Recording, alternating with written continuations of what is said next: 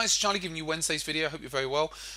Okay, so oil. I'm sure Kim's covered it off quite a bit in his videos, but just a quickie just to remind you that do use stop losses because it's these black swan events again, which taking place where the probabilities are one thing, but then certainties come into play. So probabilities are one thing, but probabilities are not certainties.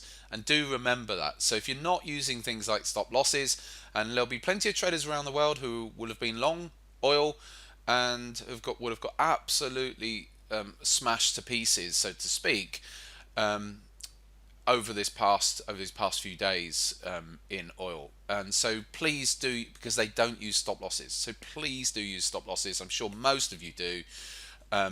Interestingly, the big oil ETF USO, that's got so much retail money in it at the moment that they've still got something like, it was something like 28% of open interest in the contract, whereas normally it's only 5%. So there's a huge amount of retail investors and traders have been buying into that, and that contract actually ceased trading yesterday for times, and so at points I think they've reopened it, but that ETF could actually end up collapsing.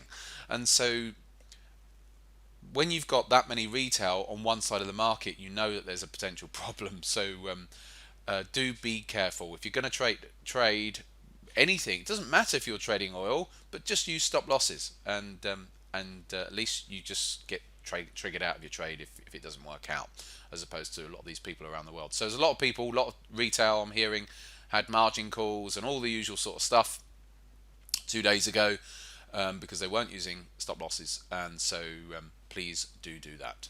Now, just to finish off, I thought I'd go back over the euro dollar because I've been doing these little trend line plays, haven't I? I say plays, just doing some analysis using trend lines. So on the euro lately, so there was another one over here. Oops, if I get that in, I can actually. The thing is with trend lines and stuff, again, they are never perfect, depending on how you draw them. But anyway, I've put one in there.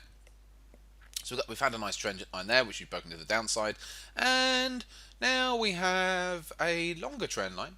This is on a 4-hour chart of the euro, which comes in here. So it'll be interesting to see if the euro at some point comes up towards that trend line there. If I actually take you back to the daily chart, that was the 4-hour chart. You can see where it is then. That's the trend line that I've drawn on. So the euro's done nothing over the last few days, and but we'll see about that trend line there now across those highs. So I think that is an interesting one. Have we got one below these lows? Well, I'd have drawn it across here, so not particularly.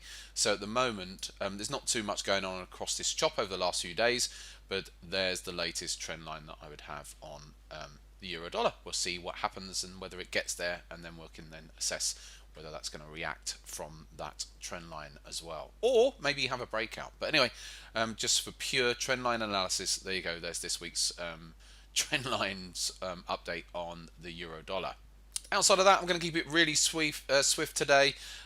Enjoy your trading in the markets. I've been really enjoying these markets. I must say they've been there's plenty sort of going on in these markets, and so it's been very enjoyable period in these markets and trading these markets because there's just lots going on, and so it's a pleasure to get out of bed in the morning and see what's in front of you. Hopefully many of you agree. Take care for now. Comments, as always, much appreciated. If you want to mention anything about these markets or about oil, by all means do so in the box below. Take care for now.